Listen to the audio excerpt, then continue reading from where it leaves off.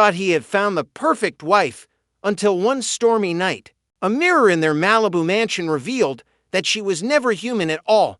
Before we begin, make sure you hit the subscribe button and turn on the bell so you never miss any of our touching African folk tales and other amazing stories. In life, love can be blind, but sometimes what we can't see hides a truth too powerful to forget. Tonight's story will take you beyond the ordinary, into a world where love meets the impossible. Ethan Walker was the kind of man newspapers loved to write about. In just 10 years, he had gone from a struggling college dropout to one of California's youngest billionaires. His name was on luxury hotels, tech startups, and charity foundations. To the outside world, Ethan was living the dream: power, money, and influence wrapped into one tall, confident man. But behind that success was a quiet emptiness. The mansion on the Malibu cliffs, with its glass walls and ocean view, often felt like a museum. Beautiful, but silent. He had friends, business partners, admirers, yet no one truly close. He told himself he didn't need love until the night he met Amara Collins. It had happened at a charity gala in San Francisco. Ethan had been cornered by investors when a soft, unfamiliar voice cut through the chatter. "You look like a man who'd rather be anywhere but here," she said. He turned, and there she was. Amara was unlike anyone he'd ever seen. Her beauty wasn't loud or forced. It was subtle, almost hypnotic. Her skin seemed to glow beneath the chandeliers, and her eyes, pale silver, like moonlight on water, held an ancient calm. She wore a simple white dress that shimmered slightly as she moved. Ethan smiled. "You're very observant, and you are just someone who prefers quiet rooms to crowded ones," she replied with a faint smile. That night, they talked for hours. Ethan found himself saying things he hadn't told anyone about his childhood struggles, his mother's passing, his fear of losing himself in success. Amara listened without interrupting, her gaze soft but intense. When the gala ended, she said, "Maybe some silences are meant to be shared, Ethan." Then she left, disappearing into the night like a wisp of smoke. He didn't see her again for weeks, yet she lingered in his mind. Every time he closed his eyes, he could hear her voice. Then one morning, as he was leaving his office, she appeared, standing by his car, smiling gently. "You left your piece behind that night," she said, handing him a small silver pendant. "I thought you might need it." That was the beginning. They started meeting more often. Coffee shops, coastal walks, quiet dinners where she never ate much, but loved to listen. Amara was strange in small ways. She never seemed tired. She never talked about her past. And when Ethan once asked where she lived, she smiled mysteriously and said, "Nowhere you could find on a map." Still, he was drawn to her, not with the rush of infatuation, but with a calm certainty he couldn't explain. When he was with her, his restless mind went still. His business deals started thriving like never before. His insomnia vanished. Even his health improved. One evening, standing on his balcony overlooking the Pacific, Ethan turned to her and said, "I don't understand what it is about you, Amara, but when I'm near you, everything makes sense." She looked at him, the wind brushing her hair across her face. "Maybe that's what love does," she whispered. They married 6 months later in a private ceremony on the beach. The waves crashed softly behind them, and the sunset painted her white dress in gold and crimson. For the first time in years, Ethan believed he had everything. But soon, the strange signs began. Amara avoided mirrors completely. If she walked into a room with one, she'd turn it to the wall or ask someone to remove it. She claimed it made her uncomfortable, saying, "Reflections don't always tell the truth." Ethan laughed it off at first, thinking it was a quirk, but the servants began whispering that they'd seen her walk past a hallway mirror and leave no reflection. That sometimes her shadow didn't match her movements.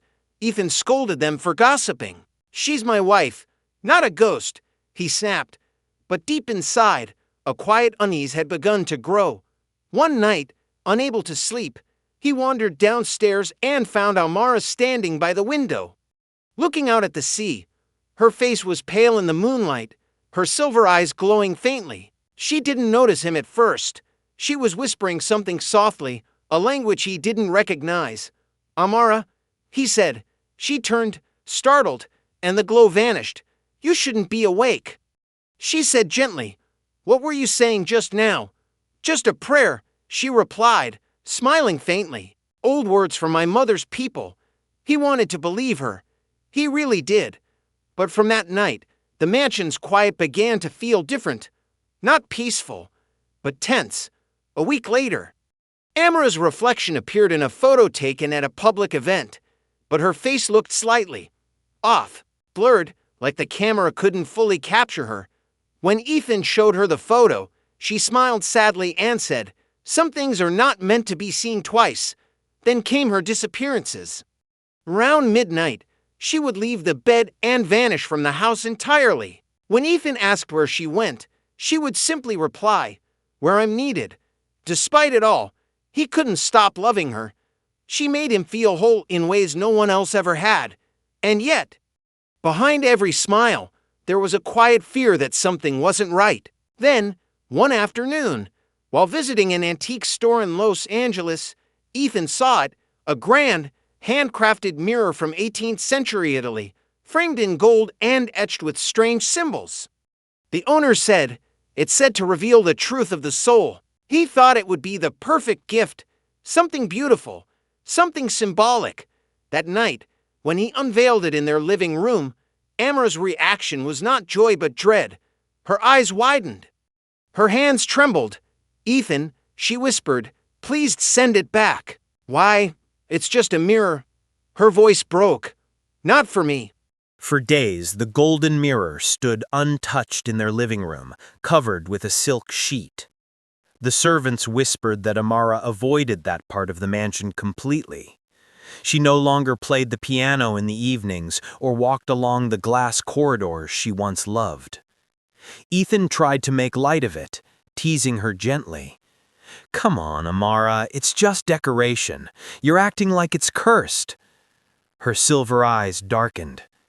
"Some reflections are not meant for this world," she said quietly, then turned away. That night, a storm rolled in from the ocean, dark clouds swallowing the moon, lightning splitting the sky.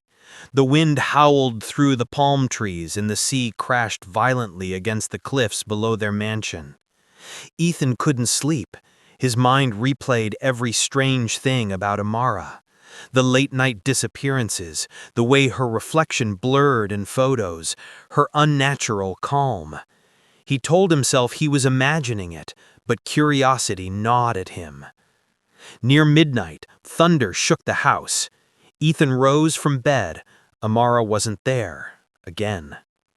He followed the faint sound of whispers down the hallway. It led to the living room, the same room where the mirror was covered. The air there felt thick, almost electric.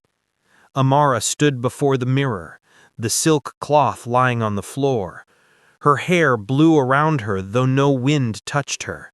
She was speaking softly in that strange language again, words that made the air hum. "Amara?" She turned sharply, eyes wide. The glow from the lightning flashed across her face, and for the briefest moment, her pupils flickered like molten silver. "Ethan, you shouldn't be here." "What are you doing?" "Protecting you," she whispered, but now it might be too late. Before he could respond, a bolt of lightning struck the mansion's roof. The lights flickered and went out. The mirror glowed, softly at first, then fiercely, casting gold light across the walls. Amara gasped. "It's waking." "The mirror?" Ethan asked, stepping closer. She reached out to stop him. "Don't!" But he had already looked. What he saw made his blood run cold. The mirror reflected him clearly, but beside him, where Amara stood, the reflection was not her. It was something luminous, otherworldly, a being of light and shadow, with eyes like two burning stars. Its outline shimmered, shifting between a woman and something vast and formless. Ethan stumbled back. What is that?" Amora's voice broke. "It's me." Lightning flashed again, illuminating the horror and beauty of what he was seeing. The reflection wasn't evil. It was sad, ancient, radiant, and broken all at once. "I wanted to tell you," Amara said through tears, "but I didn't know how. I am not like you, Ethan. I never was." Ethan's heart pounded. "Then, what are you?" She turned toward the mirror, her reflection trembling. "Once, long ago, I was a guardian, a spirit of light. I was sent to this world to watch over souls who were chosen for great purpose.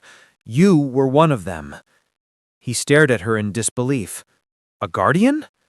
"Yes, but I broke the law of my realm. I fell in love with the one I was meant to protect." Her voice cracked under the weight of her confession. "When love touched me, it chained me to this world. I took human form to stay by your side. But every year I remain, the bond between our worlds weakens. That's why storms follow me. That's why mirrors reveal the truth. They cannot lie to heaven or earth." Ethan's chest tightened. He reached for her hand, but his fingers trembled. "Why didn't you tell me?" "Because I wanted to be yours for as long as time allowed, even if it meant breaking everything that made me what I am." The mirror's glow brightened until the entire room looked drenched in gold. Amara staggered backward, clutching her chest. "It's calling me back. The balance is broken." "Stay with me," Ethan pleaded, pulling her close. "We can fix this. There has to be a way." Tears streamed down her cheeks, but she smiled sadly. "No one can stop what's already written." Suddenly, the mirror cracked, a sharp sound that echoed through the mansion like thunder. A gust of icy wind burst from it, swirling papers and curtains through the air. The reflection shattered into fragments of light, and each piece showed a different image: stars, storms, faces from another realm. Amara screamed, collapsing into Ethan's arms. Her skin flickered like a dying flame. "No!" he cried, holding her tighter. "Don't leave me!" She pressed her trembling hand against his cheek. "Ethan, listen. My love was never meant to exist in this world. But you changed me. You gave me something the heavens could never give. Choice." He was crying openly now. "I don't care who you are, Amara. You're my wife." She smiled, a tear glistening like liquid silver. "And you are my reason." Then with one final flash, the mirror went dark. The storm outside stopped instantly, and when Ethan looked down, she was gone. All that was left was her wedding ring on the floor, still warm, and the faint scent of lavender in the air. He fell to his knees, staring at the cracked mirror. In its broken surface, his reflection stared back, but for just a heartbeat, another image appeared beside it. Amara, smiling through the glass, before fading into the void. The next morning, the storm clouds had cleared, leaving the Malibu sky painfully bright. The mansion was silent, but something in the air had changed. Heavy, electric, almost alive. Ethan sat before the shattered mirror, staring at the cracks that webbed through its golden frame. He hadn't slept. He couldn't. Every time he closed his eyes, he saw Amara's face, her tears, her light, her final smile before fading into nothing. His chest ached as though a piece of his soul had been torn away. The servants found him still sitting there hours later, unmoving. "Sir," one whispered, "should we call someone?" He didn't answer. By noon, he finally rose, stumbling toward the library. The house felt empty without her presence, her laughter, her quiet humming. But he knew one thing: he needed answers. In his study, he pulled open drawers and boxes, searching for anything that might tell him who or what Amara truly was. He found her journals first, small, leather-bound notebooks she kept locked away in a chest. They weren't filled with dates or memories, but with ancient-looking writings, symbols, and sketches of constellations he didn't recognize. One page stopped him cold. It was a drawing of a mirror, the same design as the one he had bought. Underneath it, written in her elegant handwriting, were words that chilled him to his core. When the mirror of truth awakens, the guardian's disguise will break. Love will either free or destroy her. Ethan's pulse quickened. Love will either free or destroy her, he whispered. He kept reading. The journals told a fragmented story of celestial beings tasked with guiding human souls, of one spirit who broke the sacred code by falling in love, and of her punishment, to live as a mortal until love awakened her true form again. By the last entry, Amara's handwriting had grown shaky. I can feel the storm calling me home, but if love is my sin, then let it be my salvation. Ethan closed the book, tears stinging his eyes. He finally understood. She had loved him knowing it would cost her everything. That night he drove into Los Angeles, searching for the antique shop where he'd found the mirror. But when he reached the street, the store was gone. The building was boarded up. The sign faded. A man sweeping outside said, "That shop's been closed for 30 years. Ethan frowned. "No, I was here a week ago." The man shook his head. "Impossible, sir. The owner died in the 90s. Confused and shaken, Ethan returned home. The mansion felt colder than ever. When he walked past the broken mirror, something caught his eye, a faint glow pulsing in one of the cracks. He froze. Slowly, he stepped closer. The glow brightened, and for a brief moment, Amara's voice echoed faintly. "Ethan, the door isn't closed." "Amara?" he whispered, his heart pounding. But the voice faded. For days he obsessed over it. He stopped attending meetings, stopped eating, stopped sleeping. The only thing that mattered was finding her, or at least understanding what she had meant. He began researching everything: ancient myths, guardian spirits, celestial lore. His search led him to a professor at Stanford named Dr. Eleanor Rayner, an expert in metaphysical studies. She was skeptical at first, but when he showed her the mirror, her face paled. "This symbol," she said, pointing at the carvings, "it's not Italian, it's pre-Christian, from an ancient sect that believed mirrors were gateways between worlds. They thought light beings could cross over using human emotions as anchors." Ethan's breath caught. "So you're saying love could open the door?" "Love," she said, "or grief strong enough to reach beyond life itself." That night, Ethan returned home with a new purpose. He sat before the mirror once more. The cracks still glowed faintly, like veins of light beneath glass. "Amara," he whispered, "if you can hear me, I'm not letting this be the end." The air in the room shifted, soft, warm, and filled with the scent of lavender. The lights flickered.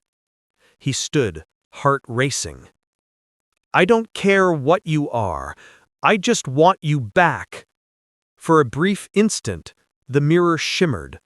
A reflection appeared, not of his face, but of two hands reaching out toward him. He reached back instinctively, fingertips grazing the cold glass, and suddenly he felt it. A faint pulse, like a heartbeat echoing from the other side. Tears filled his eyes. "Amara, please!" Then her voice, soft and distant. "The bond isn't broken. Follow the light, Ethan."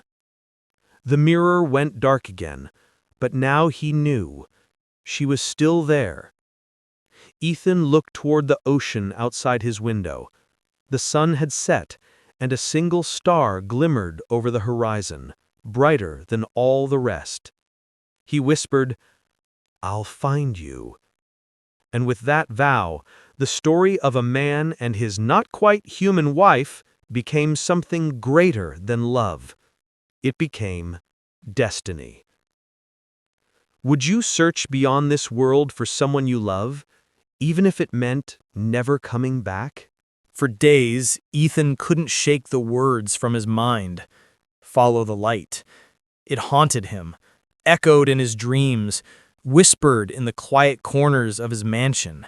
He no longer cared about his empire, his companies, or his wealth. All he wanted was to find her, even if it meant walking into the unknown. One night, while sitting before the mirror again, he noticed something strange. The cracked glass glowed faintly each time the moonlight touched it. When he covered it, the glow dimmed. When he uncovered it, it pulsed again, as if reacting to the moon itself. His heart raced. He remembered the way Amar's eyes had always shimmered like silver beneath the moon. Maybe this was what she meant, a signal, a guide. That very night, he packed a small bag, took the mirror carefully into his car, and drove north along the coast. The moonlight shimmered across the Pacific, illuminating the empty highway ahead. He didn't know where he was going, he just knew he had to follow the light. Hours passed before he stopped at a small coastal town in Oregon. It was quiet, foggy, and strangely familiar, though he'd never been there before. When he checked into a local inn, the old woman at the counter looked at him curiously. "You have the eyes of a man chasing ghosts," she said. Ethan gave a tired smile. Something like that. That night, he set the mirror by the window of his room, where the moonlight could touch it. Just before midnight, the glass rippled like water, and for the first time he saw it, a faint image forming inside. It wasn't his reflection. It was Amara. She stood in a place filled with light, a vast meadow with silver grass and golden skies. Her expression was calm, but her eyes carried sorrow. "Ethan," her voice echoed softly, though her lips didn't move. "You shouldn't have followed me." He stepped closer, his breath trembling. "I can't live without you. Tell me how to reach you." "You can't," she whispered. "The door between our worlds isn't meant to open twice." "Then why tell me to follow the light?" he demanded. Her image flickered. "Because love can open paths even heaven fears, but every step you take toward me brings you closer to where I am, and farther from the world you know." "I don't care," he said firmly. "I've already lost everything that matters." Amara's eyes filled with tears. "Ethan, please. I belong to the realm of guardians. You still have a life to live."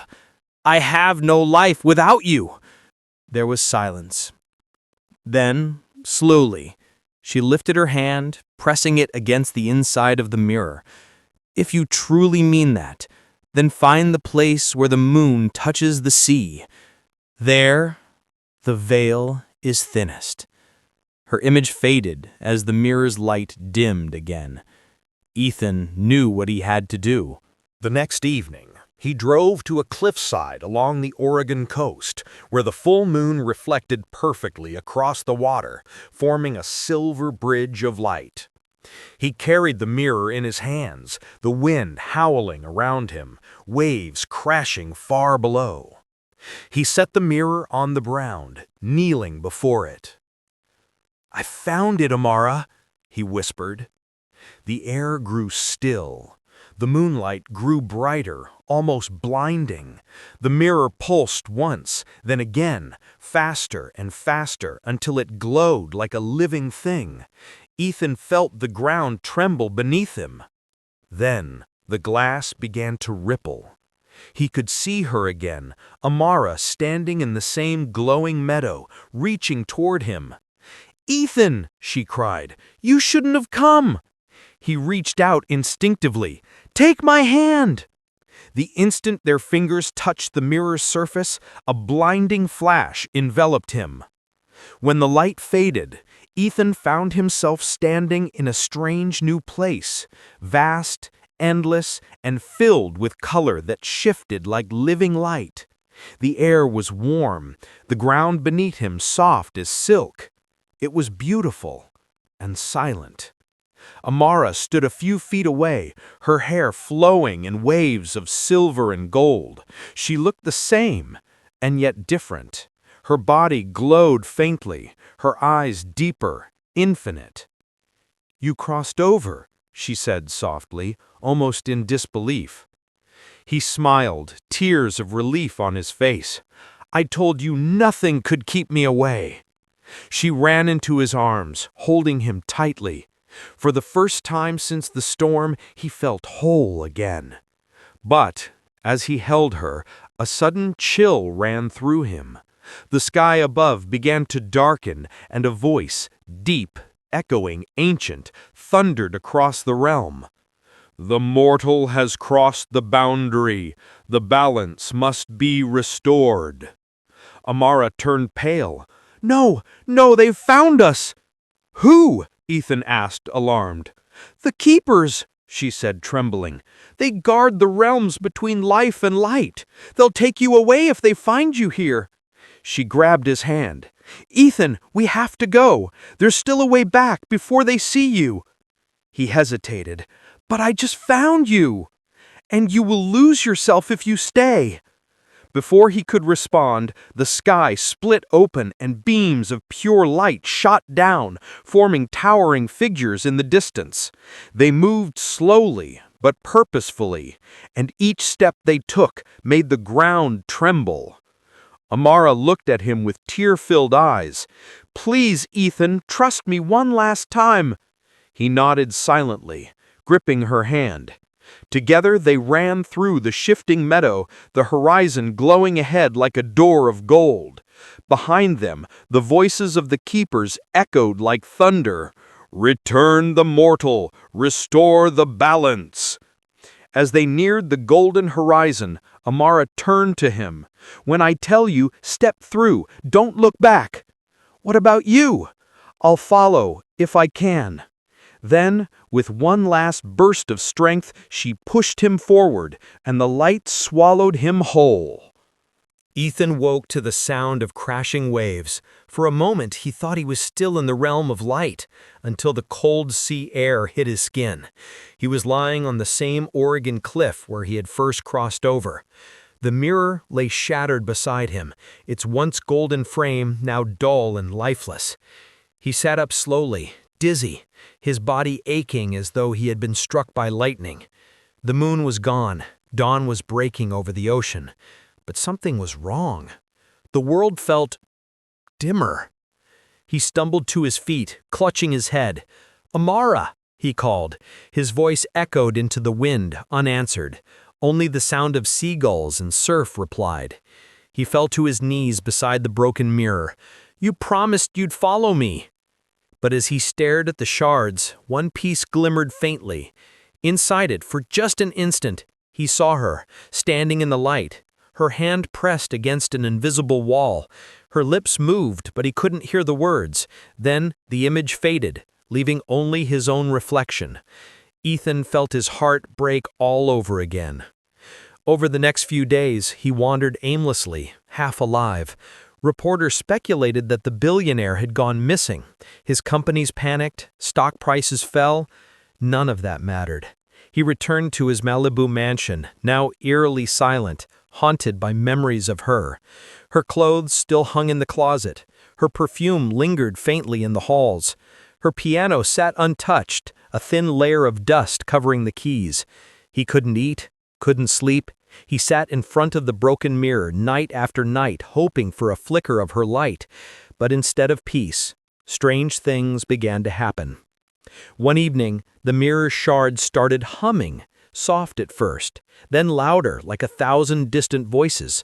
The lights flickered, the air grew cold, and when Ethan leaned closer, he heard a whisper. "Ethan, don't forget who you are." It was her voice. Tears welled in his eyes. "Amara, are you still there?" "Between light and shadow, I wait." He pressed his hand against the largest shard. "Tell me how to reach you again." Silence. Then a pulse of light spread through the glass, followed by another whisper. "When the heart learns to let go, the door will open." He didn't understand. Let go? How could he let go of the only person who had ever made him feel alive? But the mirror gave no answer. Days turned into weeks. Ethan stopped attending meetings, ignored calls, and shut himself off from the world. His friends worried. The media called him unstable. But in truth, he was no longer living in their world. His mind lingered halfway between two realms. One night, while sitting in the dark, Ethan dreamed. Or maybe it wasn't a dream at all. He saw himself walking along the shore where the sea met the stars. There, standing by the water's edge, was Amara.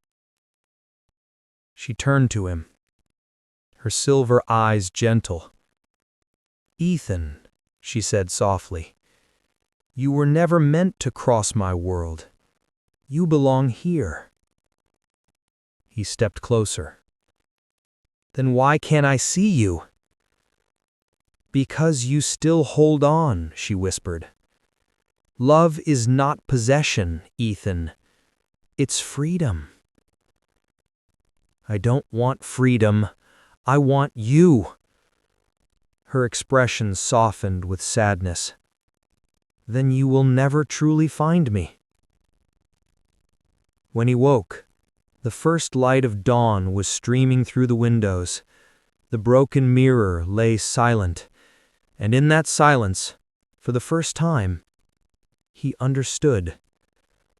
Amara's love wasn't meant to keep him trapped between worlds. It was meant to guide him back to life. That day, Ethan walked down to the beach, the same place where they had married years ago. He carried the mirror's shards with him in a small wooden box. The sea breeze brushed against his face like a familiar touch. He knelt by the water, opened the box, and whispered, "I love you, Amara. But if love means letting you go, then I set you free." One by one, he tossed the shards into the waves. Each piece glimmered briefly before sinking beneath the tide. When the last piece vanished, the air around him grew warm, and for a brief moment, he felt her arms around him, soft as wind. "You've done it," her voice whispered faintly. "Now I can rest." He smiled through tears. "Goodbye, my love." The sky shimmered faintly, just for a heartbeat, and then the world returned to stillness. From that day on, Ethan changed. He reopened his foundation, dedicating it to helping orphan children and struggling families. He traveled the world, speaking not of wealth, but of kindness, compassion, and love beyond reason. He never remarried, but every night before bed, he would look out at the moon and whisper, "I kept my promise."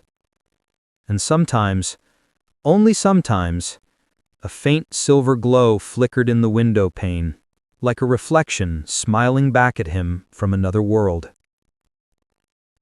Would you have let go? Or kept searching, even if it meant losing yourself forever? 10 years passed.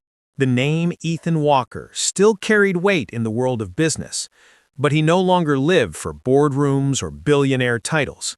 His Malibu mansion had become a quiet retreat for artists, orphans, and dreamers, a place where stories of love and light filled the air instead of numbers and profit. Though his hair had turned silver and lines had crept into his face, his eyes held a peace that money could never buy. Yet every night, when the house grew still and the ocean whispered below the cliffs, he still thought of Amara. She remained the echo in his soul, the light he carried wherever he went. One cool autumn evening, Ethan walked down to his private study, where he kept the only photograph that had ever captured a glimpse of her, blurred, almost unreal, but unmistakably hers. Beneath it sat an empty space where the golden mirror had once stood. He poured himself a glass of wine and sat quietly, the moonlight spilling through the wide windows. Then something caught his eye. A soft shimmer, faint but distinct, danced across the far corner of the room. He blinked. There, resting against the wall, was a piece of the mirror, a single shard he thought he had thrown into the sea years ago. It gleamed faintly under the moonlight, pulsing like a heartbeat. He set his glass down and knelt before it. How? As he reached out, the shard brightened, the room dimmed, the ocean grew silent. And then, just as before, the reflection changed. It was Amara. She looked the same as she had the night they met, ageless, radiant, her eyes glimmering like molten silver. She smiled softly, sadness and love mingling in her expression. "Ethan," she said, her voice echoing like wind through glass. His throat tightened. "Amara, I thought I set you free." "You did," she said gently, "but love leaves traces, reflections that never fade. I wanted to see you one last time."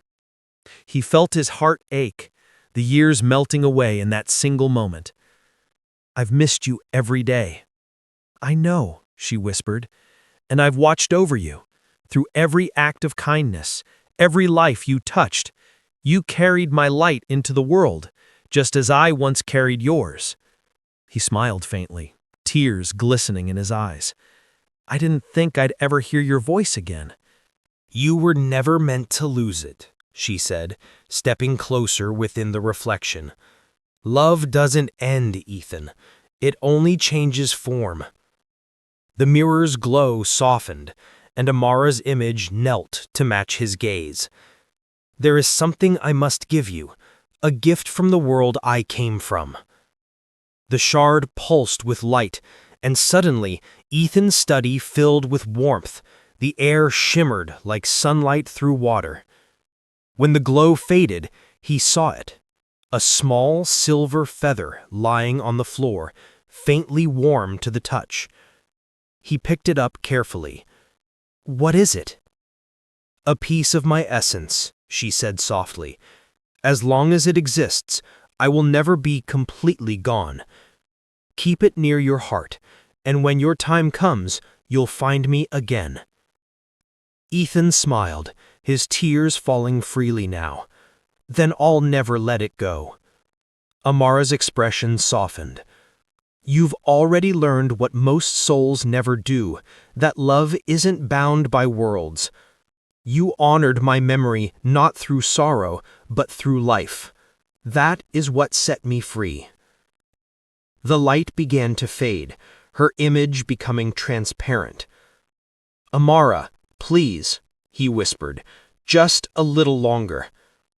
She smiled, that same calm, mysterious smile he had fallen in love with all those years ago. "Until we meet again, my love." Then, like mist under the morning sun, she was gone. Ethan sat there for a long time, holding the silver feather in his palm, feeling its gentle warmth. For the first time in years, he didn't feel loss, he felt peace. That night, he placed the silver feather inside a glass case beside the blurred photograph of her and wrote a note beneath it. "Love doesn't end with goodbye. It continues in the reflections we leave behind." Years later, when Ethan's time finally came, his housekeeper found him seated peacefully by the window, the silver feather resting over his heart, a faint smile on his lips. And as the ocean wind swept through the open doors, the light caught the window pane, and for just a heartbeat, two reflections appeared side by side, Ethan and Amara. standing together once more. Do you believe love can exist beyond death? That some souls are meant to find each other again, no matter the world?